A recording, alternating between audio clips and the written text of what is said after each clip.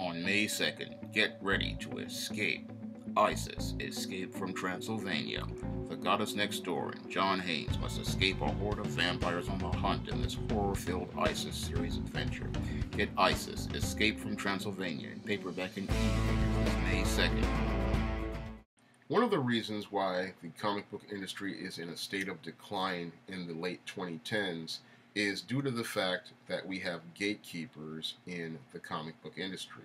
And these gatekeepers are working in editorial positions at companies like Marvel Comics and Image Comics, and they control something called the Portland Mafia, where a group of comic pros are going to dictate who works at comic book companies and who gets projects at comic book companies.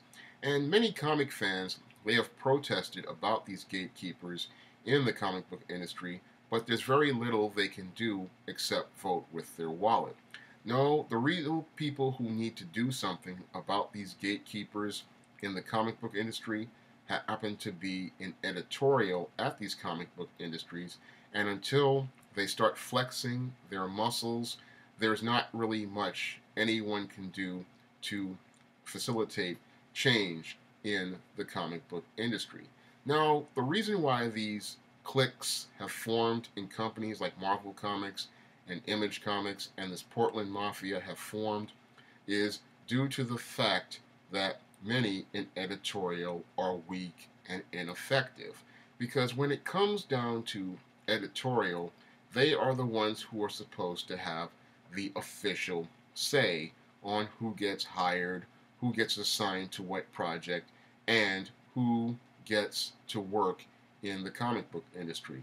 Unfortunately, because we have people in editorial who are too afraid or not willing to go out here and be leaders, they are being led by a handful of comic pros. And because these comic pros do not know anything about the business of publishing, they are leading the comic book industry off a cliff. And the way they are leading the comic book industry off the cliff is through their behaviors as gatekeepers.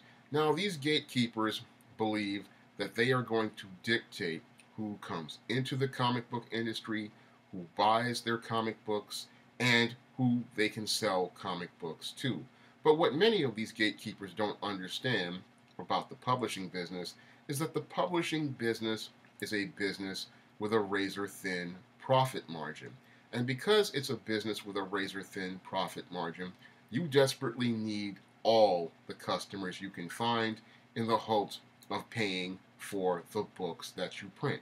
Because in the publishing industry, 90% of all titles fail that are published every year.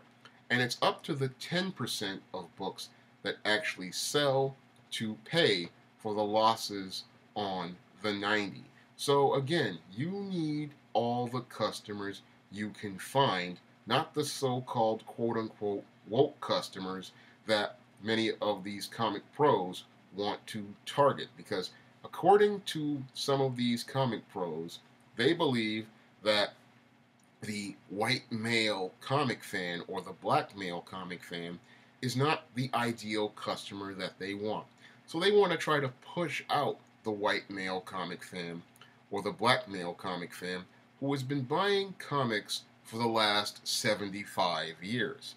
And they believe that if they push those customers out, they're going to get a larger customer base from extremely small niche demographics, populations that are less than 0.5% of the U.S. population as stated in the U.S. Census.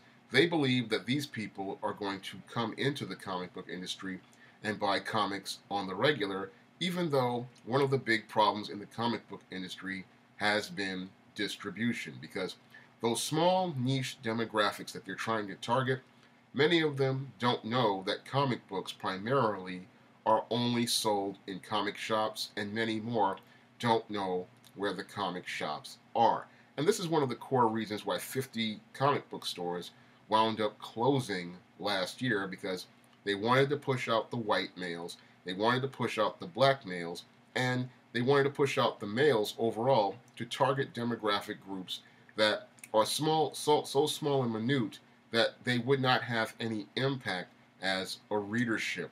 Now, when it comes down to those white males, those black males, and males overall who go out here and buy comics on the regular, every Wednesday, these guys can spend anywhere from $50 to $100 to sometimes $200 and $300 if there are new action figures like Marvel Legends or DC collectibles coming out. So a local comic book shop can make a lot of money on these groups, and they've made lots of money on these guys for 35 to 40 years, because I know I've gone to Forbidden Planet, I've gone to Jim Hanley's Universe, and I've gone to many comic book stores and even local newsstands back when I was a teenager.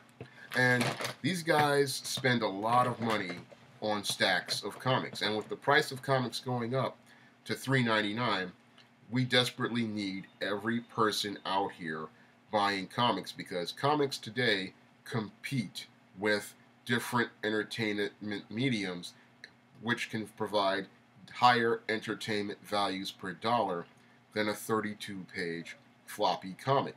And this is something many in the Portland Mafia and many who are part of these comic book cliques just don't understand.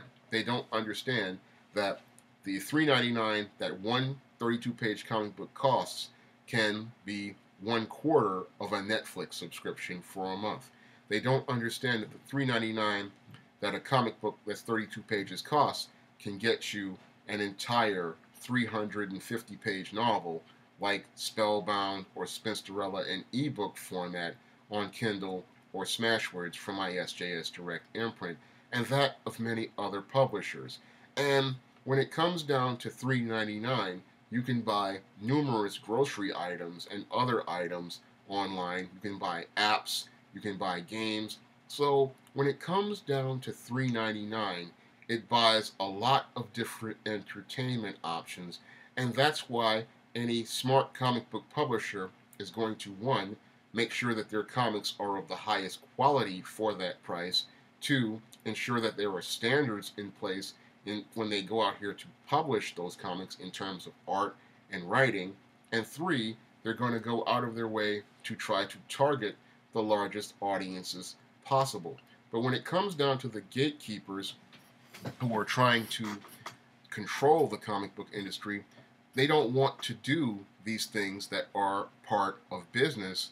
What they want to do is they want to try to turn the comic book industry into their own social club and their own personal fiefdom, where they and their friends can hang out and play mean girls or cool guys and keep out all the people who would go out here and buy comics. But that's destructive, because the comic book industry itself has been in decline for over 25 years. And with the industry in decline, it desperately needs new customers and new readers. And those new customers and new readers are being kept out by gatekeepers who have no interest in producing quality content. No, the gatekeepers, they only want to produce content that sates their ego and makes them feel good, and they want to do it at the expense of the company dime.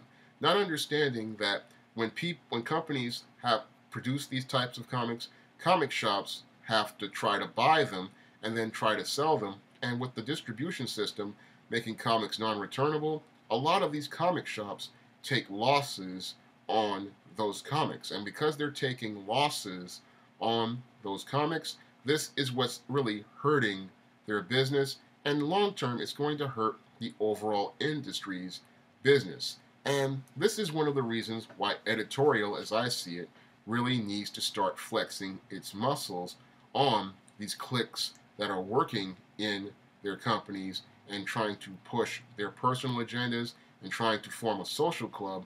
And they need to bust up this Portland Mafia, because this is hurting the overall industry. And because it is hurting the overall industry, this is why editorial has to come in and start checking people and start laying down the law. Because the only reason why these people are running amok in this business is because no one in editorial is willing to assert formal authority on these people. and let them know what the standard is, what the tone is going to be, and what is going to be expected of them as professionals. Because these so-called comic pros, they are extremely unprofessional in their behavior, and they need to be held accountable by someone in editorial. And the reason why so many comic fans are frustrated is because they want something done. Unfortunately, no one in editorial has the backbone or the stones to go out here and do something to deal with things. No, instead, they make excuses for these comic pros when they act unprofessionally on social media. They give them passes when they produce subpar work and publish subpar work, just like I saw in Dynamite's John Wick #2 and many other Marvel comics. Instead of holding these people to a standard for quality like a trade house would, because in a trade publishing house, all the books have to meet house style and they have to meet house standards.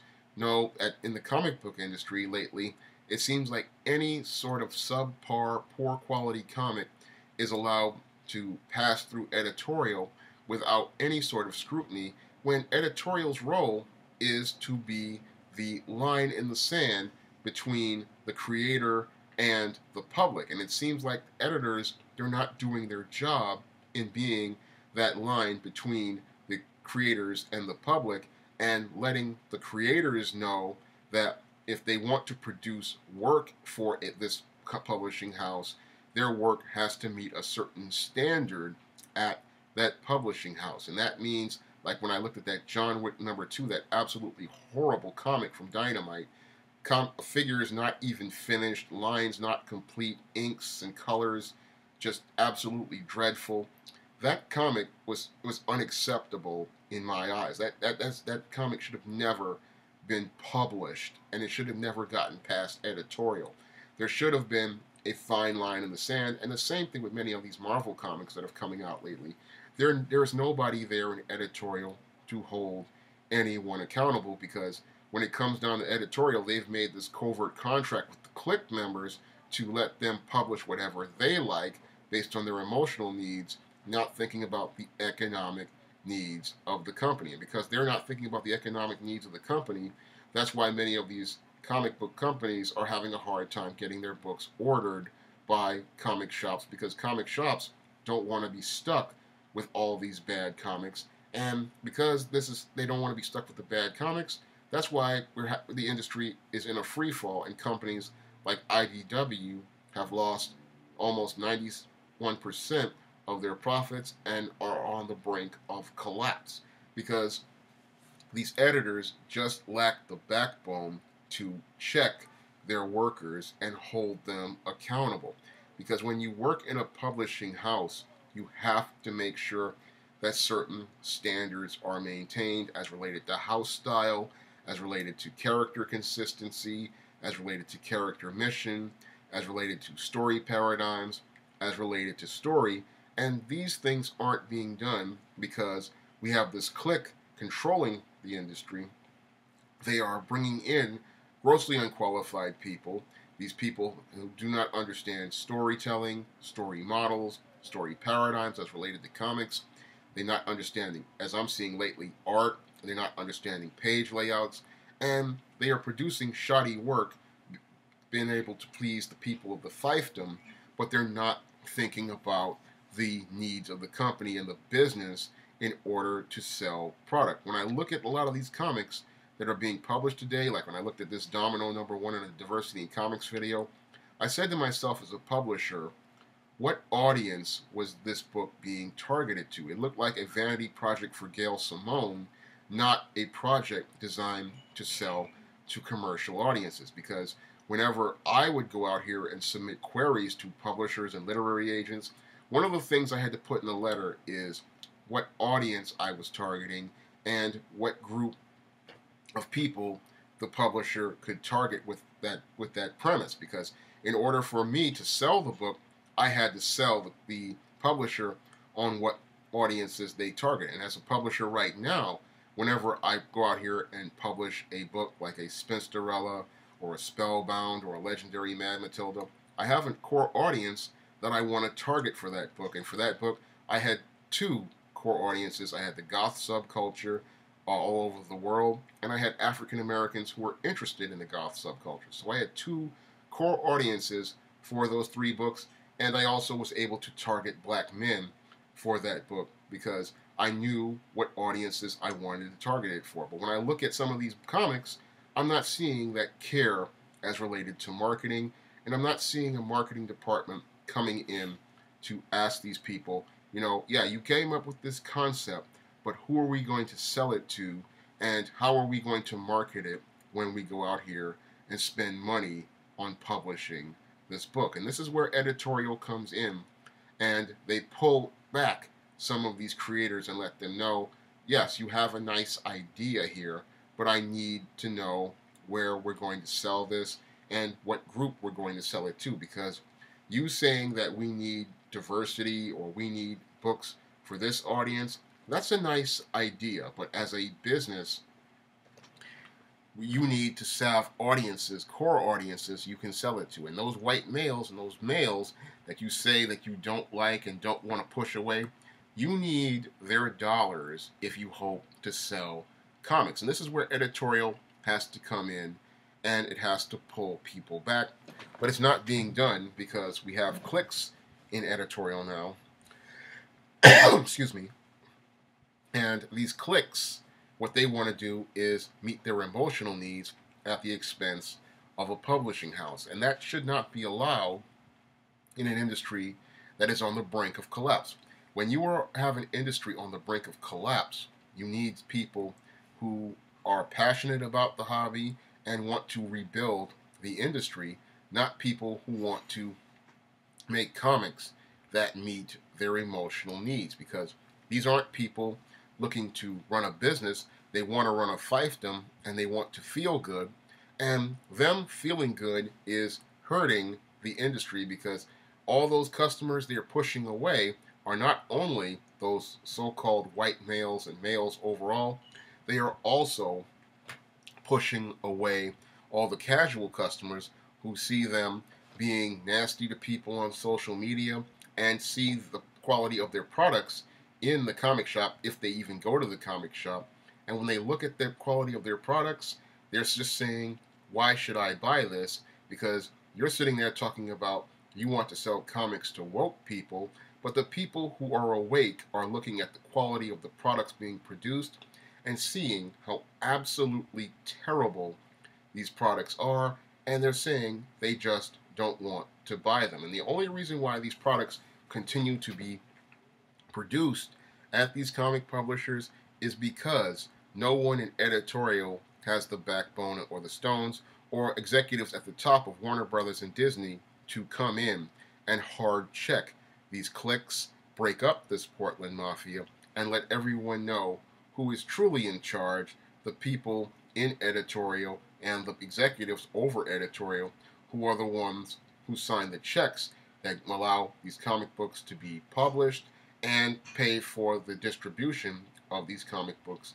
overall. Because when there is ineffective management, this is why people form cliques and social groups, and those social groups run amok, destroying a hobby and an industry that went on for over 50 years.